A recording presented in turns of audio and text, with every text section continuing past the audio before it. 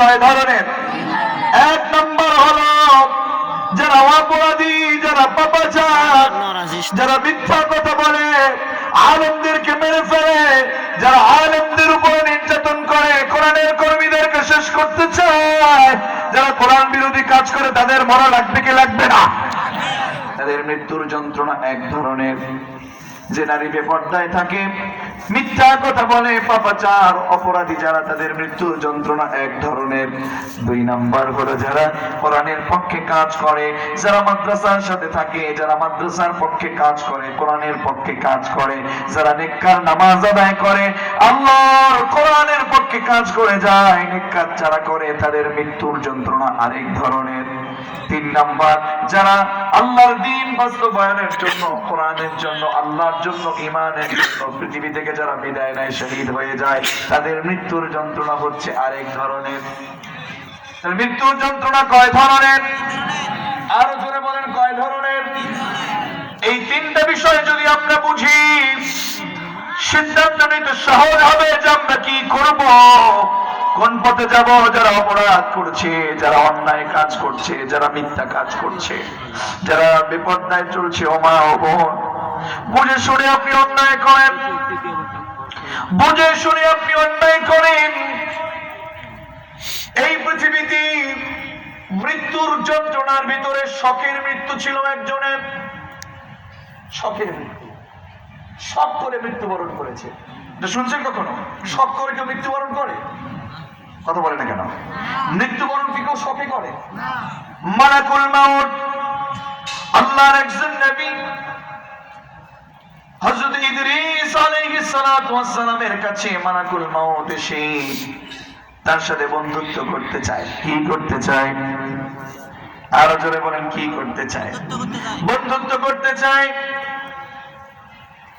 আল্লাহর কাছ থেকে যখন মালাকুল মাউত অনুমতি আনতে গেলেন, আল্লাহ আপনার নবী ইদ্রিসের সাথে আমি একটু বন্ধুত্ব করতে চাই, আমার বড় তাকে ভালো লাগে, তার সাথে আমি বন্ধুত্ব করতে চাই। কি করতে চায়? বন্ধুত্ব করতে চায়। আল্লাহ তাআলা মালাকুল মাউত আজরাইলকে অর্ডার দিয়ে দিলেন, অনুমতি দিয়ে দিলেন, যাও ইদ্রিসের কাছে যাও। ইদ্রিসের কাছে গিয়া তুমি তোমার মন মতো তুমি যে আমার কাছে আশা প্রকাশ করেছো, বন্ধুত্ব করবা, করো বন্ধুত্ব। হযরত ইদ্রিস আলাইহিস সালাতু ওয়াস সালামের কাছে এসে মৃত্যুর ফেরেশতা মালাকুল মাউত সালাম দিলেন।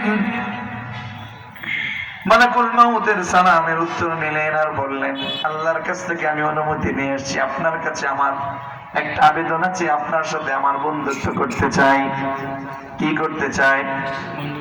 ইদ্রিসের সাথে, ইদ্রিস নবীর সাথে মালাকুল মাউত যিনি জান কবজ করে বন্ধুত্ব করতে চায়। কি করতে চায়?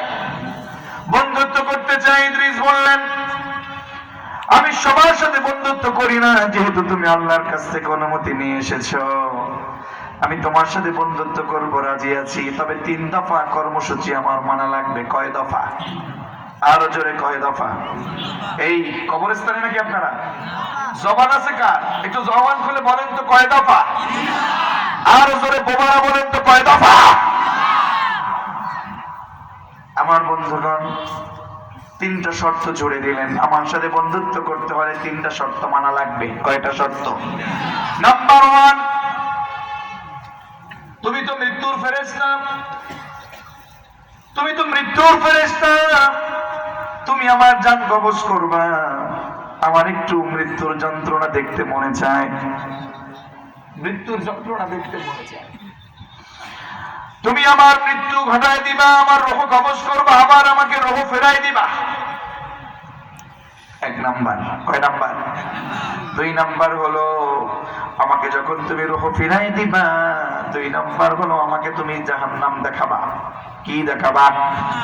3 নাম্বার শর্ত হলো আমি জান্নাত দেখতে চাই। এই 3টা জিনিস তুমি করতে পারলে তোমার বন্ধুত্বের সাথে আমি বন্ধুত্ব করব, তোমার সাথে আমি বন্ধু হব। এই 3টা কাজ যদি তুমি না করো, তাহলে তোমার সাথে বন্ধুত্ব করব। আল্লাহর কাছে মালাকুল মাউত গেলেন, আল্লাহ তুমি কার কাছে পাঠাইছো? এটা জনমের চালাক। আমি গেছি বন্ধুত্ব করতে, আমার সাথে শর্ত লাগাই দিছে। কয়টা? কথা বলে না, কয়টা? আপনাদের কষ্ট হচ্ছে নাকি? এবারে আওয়াজ দিয়ে বলুন তো লিল্লাহি তাকবীর। আরে শীতের মাঠ, কুয়াশা ভরা, একটু জবান খুলে নিজেরা নিজেদের ভিতরে একটু শক্তি সঞ্চার করে আজকের এই মাঠ, এই তাফসীরুল কোরআন মাহফিলকে কুয়াশা দূর করে দেন, বলেন লিল্লাহি তাকবীর। ইদ্রিস কয়টা শর্ত দিলেন? আরো জোরে। আমার ছাত্ররা কথা বলবে, আছে কোরআনের কর্মীরা বলবে, ইদ্রিস কয়টা শর্ত দিলেন?